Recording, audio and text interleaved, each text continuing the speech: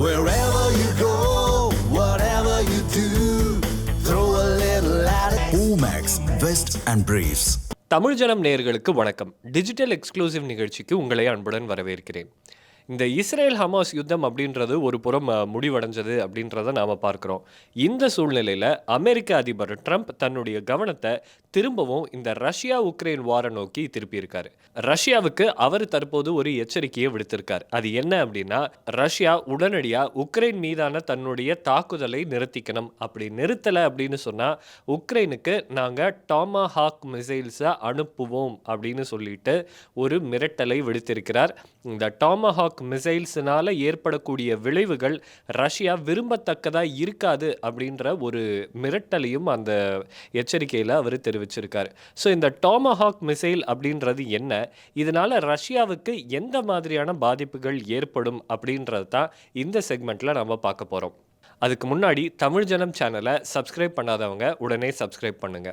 எப்படி cruise missile அப்படின்னு சொன்னால் இந்தியாவினுடைய அடையாளமாக பிரம்மோஸ் மிசைல் இருக்கோ, அதே போல் அமெரிக்காவின் அடையாளமாக இருக்கக்கூடிய ஒரு க்ரூஸ் மிசைல் தான் டாமாஹாக் மிசைல். 1990களில் இந்த மிசைல் அமெரிக்காவினுடைய மிலிட்ரி சர்வீஸில் இணைக்கப்படுது. இந்த மிசைல் எப்படிப்பட்டது அப்படின்னா, இது வந்து ஆல் வெதர் மிசைல். அதாவது எந்த மாதிரியான ஒரு பருவ சூழ்நிலையிலையும், அதாவது பனி நிறைந்த காலங்கள்லையும் மழை காலங்கள்லையும் இந்த மாதிரி வித்தியாசமான பருவ காலங்களில் இந்த மிசைலை எந்த ஒரு தங்கு தடையுமின்றி அமெரிக்க இராணுவத்தால் பயன்படுத்த முடியும். இதை தாண்டி இந்த டாமாஹாக் க்ரூஸ் மிசைல்ஸ்க்கு என்னென்ன சிறப்பு அம்சங்கள் இருக்குது அப்படின்றத இப்போ பார்க்கலாம். முதலாவது விஷயம் என்ன அப்படின்னா, லோ ஆல்டிடியூட் ஃப்ளைட். அதாவது க்ரூஸ் மிசைல்ஸ் அப்படின்றது பொதுவாக எப்படி வடிவமைக்கப்பட்டிருக்கும் அப்படின்னு சொன்னால், அதை ஏவுனா அது வந்து நேரடியாக தான் பயணம் செய்யுமே தவிர யூ ஷேப்பில் பயணம் பண்ணாது. உதாரணத்துக்கு இந்தியா கிட்ட அக்னி அப்படின்ற மிசைல் இருக்குது. அந்த மிசைல் வந்து எப்படி ட்ராவல் பண்ணோம் அப்படின்னு சொன்னால், அதை வந்து நாம் ஏவணும் லான்ச் பண்ணோம் அப்படின்னு சொன்னால் ஃபஸ்ட்டு அது வானத்தை நோக்கி நேராக பறக்கும். பிறகு அது வந்து யூ ஷேப் எடுத்து தன்னோட டார்கெட்டை நோக்கி கீழே வரும். இந்த மாதிரி பயணம் செய்யக்கூடிய ஏவுகணைகளுக்கு பாலிஸ்டிக் மிசைல் அப்படின்னு பேர். அதே நேரம் க்ரூஸ் மிசைல்ஸ் அப்படின்றது என்னென்னா, ஒரு பகுதியிலிருந்து அதை வந்து லான்ச் பண்ணோம் அப்படின்னு சொன்னால் அது வந்து இந்த யூ ஷேப்பில் ட்ராவல் பண்ணாது, மாறா தன்னுடைய இலக்கை நோக்கி நேரடியாக பயணம் செய்யும். சரி, இப்படி நேரடியாக பயணம் செய்கிறதுனால என்னென்ன மாதிரியான அட்வான்டேஜ் இருக்குது அப்படின்னு பார்த்தா, முதல் விஷயம் என்னென்னா லோ ஆல்டிடியூட் ஃப்ளைட். அதாவது இந்த மிசைல்ஸ் வந்து பயணம் செய்யும்போது தரைப்பகுதியிலிருந்து 30 மீட்டர் உயரத்தில் பறக்கும். அதாவது ரொம்பவுமே தாழ்வான உயரத்தில் இந்த மிசைல்ஸ் வந்து பறக்கும். அப்படி பறக்கிறதுனால எந்த ஒரு ரேடாராலையும் இந்த மிசைல் வரதை கண்டுபிடிக்கவே முடியாது. ஸோ எனிமியோட ரேடாரில் சிக்கலை அப்படின்னு சொன்னாவே இந்த வரக்கூடிய இந்த டாமாஹாக் மிசைலை தடுத்து அழிக்கக்கூடிய எந்த ஒரு ஏவுகணைகளையும் ஏவவும் முடியாது.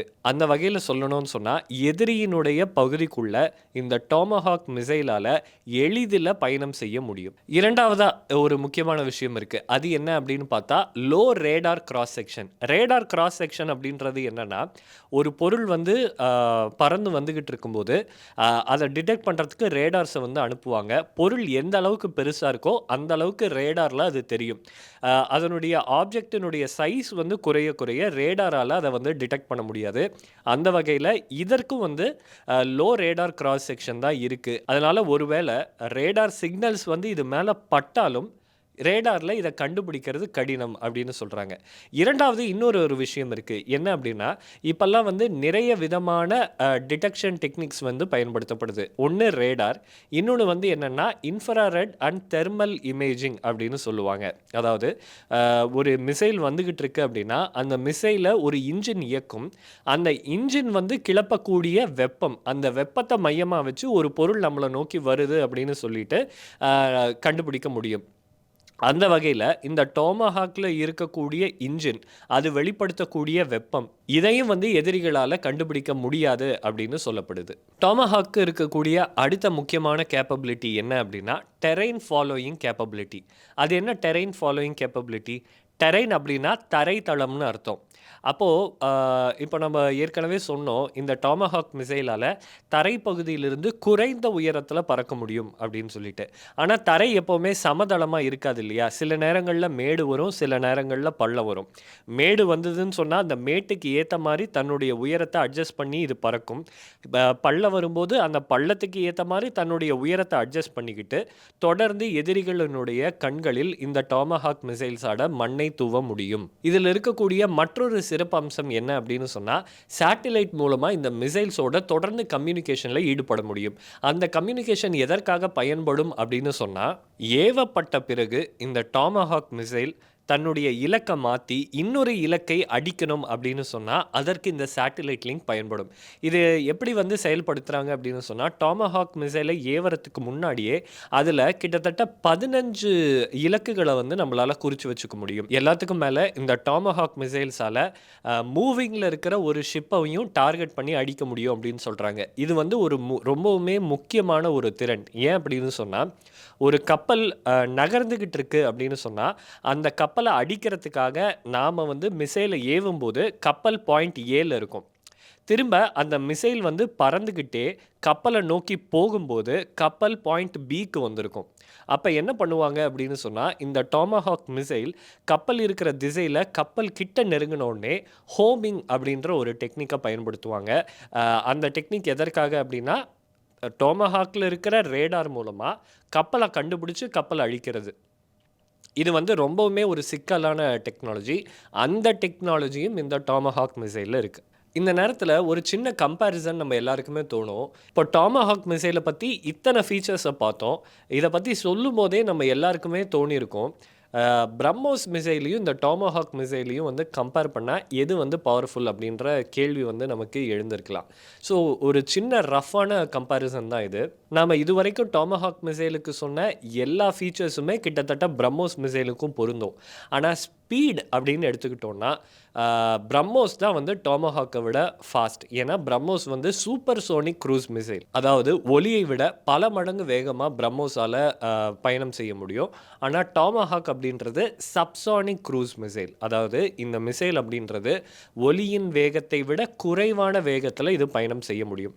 அப்படி பார்த்தா பிரம்மோஸ் வந்து டாமஹாக்கை விட பவர்ஃபுல்னு சொல்லிடலாமா அப்படின்னு கேட்டால் அப்படியும் சொல்ல முடியாது. ஏன் அப்படின்னா, ஏன் இந்த சப்சானிக் க்ரூஸ் மிசைலாக வச்சுருக்காங்க அப்படின்னா அதுக்கும் ஒரு காரணம் இருக்குது. என்னன்னா ரேஞ்ச்.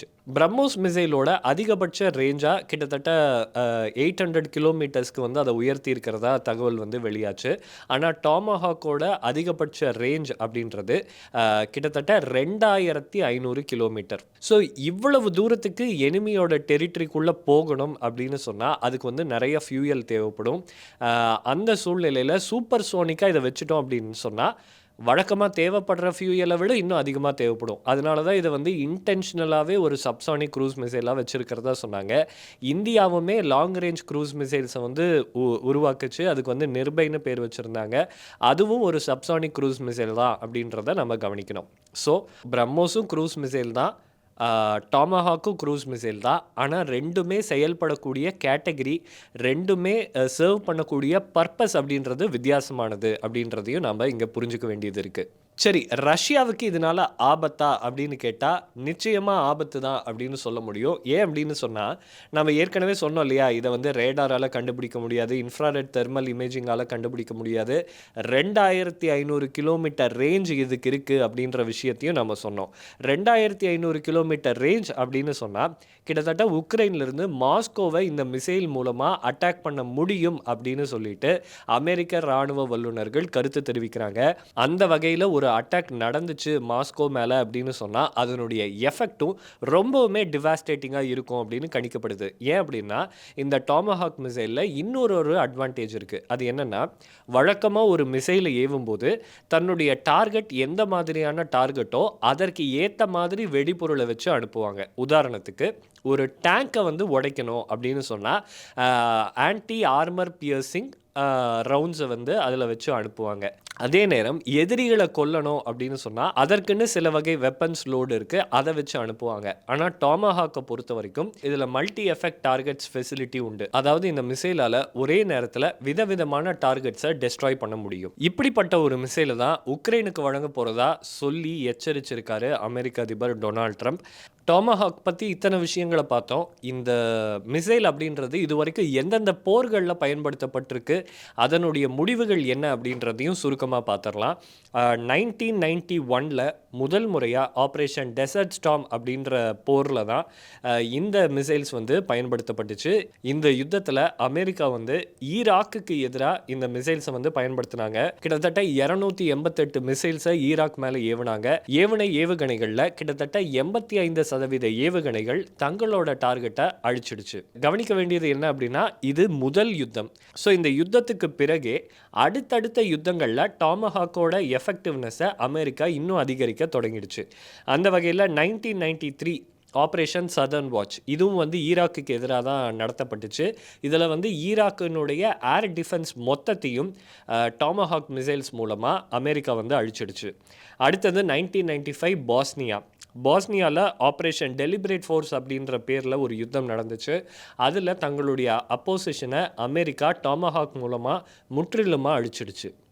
1998 ஆப்கானிஸ்தானில் ஆப்ரேஷன் இன்ஃபினிட் ரீச் அப்படின்னு சொல்லிட்டு அல்கொய்தாக்கு எதிராக இந்த டாமஹாக் மிசைல்ஸ் வந்து பயன்படுத்தப்பட்டுச்சு. இதுலேயும் பயங்கரவாத கும்பல்களுக்கு பலத்த சேதம் ஏற்பட்டுச்சு. ஸோ இந்த மாதிரி பல போர்கள் கடைசியாக 2025 ஈரானினுடைய நியூக்ளியர் ஃபெசிலிட்டிஸ் மேலே அமெரிக்கா தாக்குதல் நடத்துச்சு. அந்த தாக்குதல்களை இதே டாமஹாக் மிசைல்ஸ் மூலமாக தான் அமெரிக்கா வந்து மேற்கொண்டுச்சு.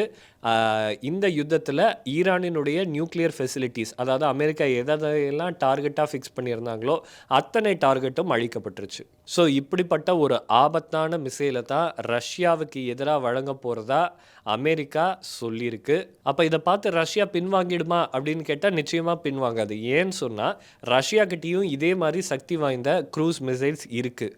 ஒருவேளை அமெரிக்கா சொன்ன மாதிரி உக்ரைன் இந்த டாமஹாக் மிசைல்ஸை ரஷ்யா மேலே ஏவிச்சு அப்படின்னு சொன்னால் ரஷ்யா நிச்சயமாக பணிஞ்சு போகாது. மாறா அவர்களும் சக்தி வாய்ந்த க்ரூஸ் மிசைல்ஸை வந்து ஏவுவாங்க. ஸோ அதிபர் ட்ரம்ப் எடுத்த இந்த முடிவு அப்படின்றது உக்ரைன் ரஷ்யா யுத்தத்தை முடிவுக்கு கொண்டு வருமா, இல்லை மேலும் உக்கிரமடைய செய்யுமா அப்படின்றத பொறுத்திருந்து தான் பார்க்கணும். மீண்டும் மற்றொரு நிகழ்ச்சியில் சந்திப்போம். நன்றி. Wherever you go, whatever you do, throw a little at it. Omax, Vest and Briefs.